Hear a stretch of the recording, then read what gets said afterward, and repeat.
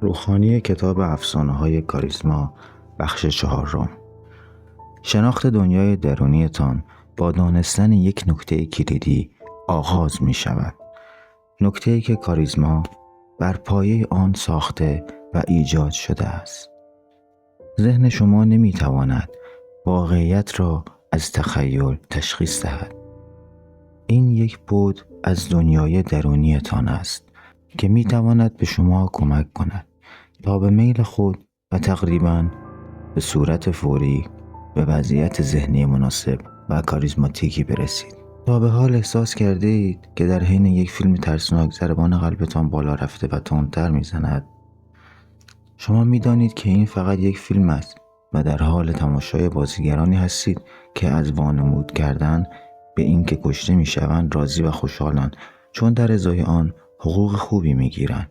با این حال ذهنتان خون و صحنه‌های وحشتناک را روی صفحه می‌بیند و به حالت ستیز یا گریز می‌رود و در بدنتان آدرنالین ترشح می‌کند. تمریناتی برای درک این حس به صورت عملی. به قطعه موسیقی مورد علاقه‌تان فکر کنید.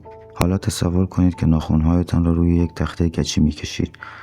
حال فکر کنید که دستتان را در یک سطل شن فرو می‌کنید و احساس می‌کنید که دانه‌های شن میان انگشتانتان خرد می‌شود. این بار مزه لیمو ترش شیرین را تصور کنید. احساسش می‌کنید؟ هیچ شن و هیچ لیمویی در کار نیست. با این حال ذهن شما در پاسخ به اتفاقاتی کاملا خیالی واکنش فیزیکی و واقعی نشان داد. از آنجایی که مغز نمی‌تواند تخیل را از واقعیت تشخیص دهد، موقعیت‌های تخیلی باعث می‌شود تا مغزتان همون دستوراتی را به بدن ارسال کند که در یک موقعیت واقعی انجام می‌داد.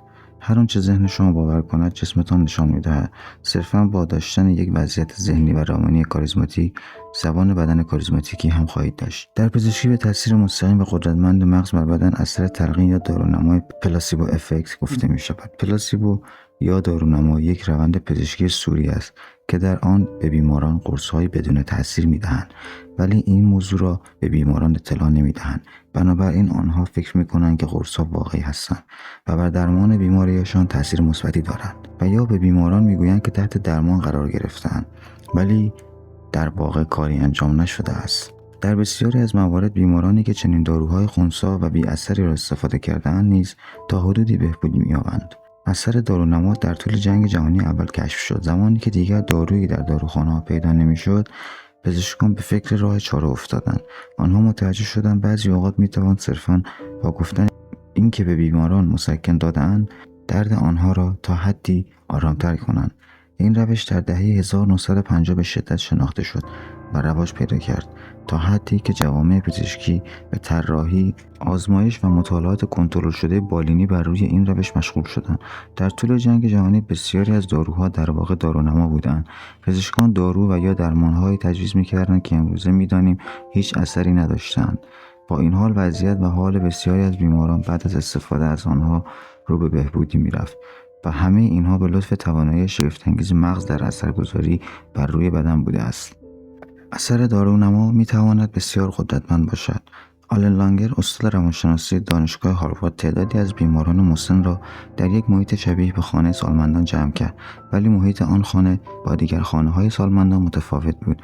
طراحی دکور، لباس، موسیقی و غذاهایی که در آنجا وجود داشت متعلق به دوران جوانی و 20 سالگی آنها بود.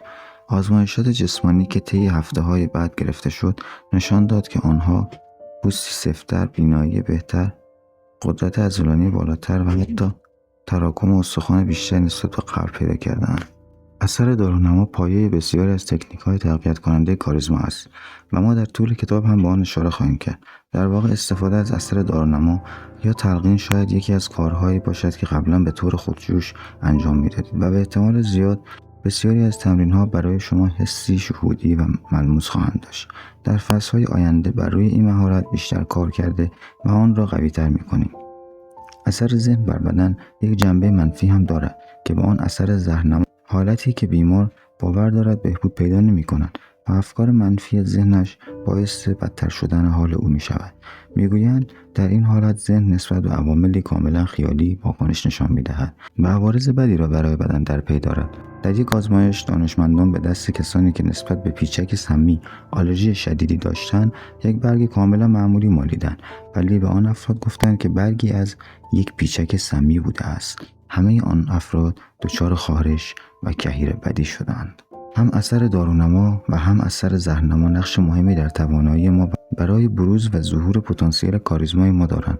با توجه به اینکه هر آنچه در ذهن ما وجود دارد بر بدن ما تاثیر می‌گذارد و از آنجایی که ذهن ما در تشخیص تخیل از واقعیت مشکل دارد، هر چیزی که تصور کنیم می‌تواند بر زبان بدن ما و در نتیجه بر سطح کاریزمای ما تاثیر بگذارد. تخیل ما می‌تواند به طور چشمگیری کاریزمای ما را کاهش یا افزایش دهد.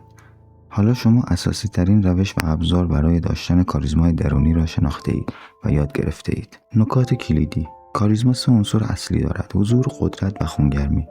حضور داشتن، توجه به اتفاقات حال حاضر و نه گرفتار افکار خود شدن، نتایج مثبت و به نوعی پاداش‌های فراوانی را برای شما به همراه خواهد داشت. زمانی که شما به طور کامل حضور داشته باشید، اطرافیان شما احساس می‌کنند که به آنها گوش می‌دهید و برای آنها ارزش و احترام قائلید. به این دلیل که زبان بدن احساسات درونی شما را به اطرافیان نشان می‌دهد. برای کاریزماتیک بودن، نشان دادن حضور، قدرت و خونگرمی باید زبان بدن کاریزماتیکی داشته باشید. می‌دانیم که ذهن نمی‌تواند تفاوت بین واقعیت و تخیل را تشخیص دهد. بنابراین با داشتن یک وضعیت درونی کاریزماتیک، زبان بدنتان نیز به طور ناخودآگاه و بدون هیچ تلاشی کاریزماتیک خواهد شد. شرایط و حالات درونی شما در به دست آوردن کاریزما بسیار مهم و تاثیرگذار است. اگر وضعیت درونی کاریزماتیکی داشته باشید، به طور ناخودآگاه رفتار و زبان بدنتان نیز کاریزماتیک می شود. محققان دانشگاه استنفورد طی آزمایشاتی متوجه شدند که وقتی مردم تلاش می‌کنند تا احساسات واقعی خودشان را پنهان کنند، باعث ایجاد واکنش تهدید در دیگران می‌شوند. موانع حضور، قدرت و خونگرمی. میکلانج همیشه تاکید می‌کرد که این مجسمه‌های با شکوه را خلق نکرده، بلکه فقط آنها را آشکار کرده است. او میگفت تنها استعداد من نگاه کردن به سنگ مرمر و تشخیص مجسمه درون آن است. از آن لحظه به بعد تنها مهارت لازم این بود که تکه‌های اضافی را جدا کند تا مجسمه‌ای که در دل آن سنگ جا خوش کرده نمایان شود. هدف این فصل همین است: شناسایی موانعی که جلوی کاریزماتیک شدن شما را گرفتند. همانطور که می‌دانید وضعیت درونیتان در توانایی شما برای داشتن زبان بدنی کاریزماتیک بسیار مهم و تاثیرگذار است. با این حال مواردی وجود دارد که می‌تواند حالات روانی و ذهنی شما را برهم بزند. برای افزایش کاریزما ابتدا باید موانعی که در حال حاضر مانع از بروز و ظهور کاریزمایتان شده را پیدا کنید. در این فصل با عوامل ناراحتی جسمانی و روانی که مانع کاریزماتیک شدن شما می‌شود آشنا خواهیم شد. ناراحتی جسمانی: پای یک معامله 4 میلیون دلاری وسط بود و حالا داشت به خاطر یک کت و شلوار پشمی مشکی خراب می‌شد.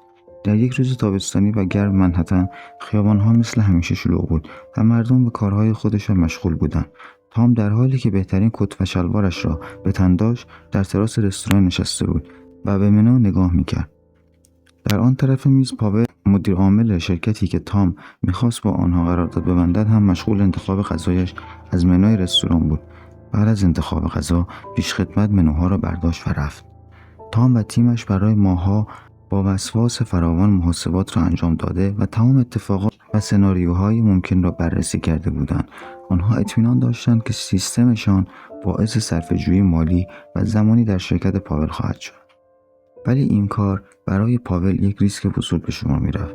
اجرای یک سیستم جدید در شرکت ممکن بود به طرز فاجعه باری پیش برود. اگر در صبح کریسمس، درست زمانی که فروشگاه‌ها باید به موقع و بدون هیچ نقصی کار کنند، سیستم از کار می‌افتاد چه؟